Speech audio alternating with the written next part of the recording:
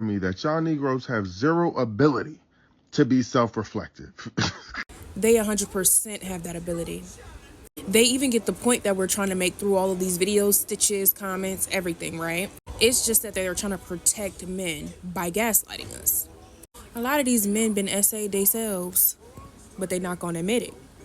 A lot of men are scared of men themselves.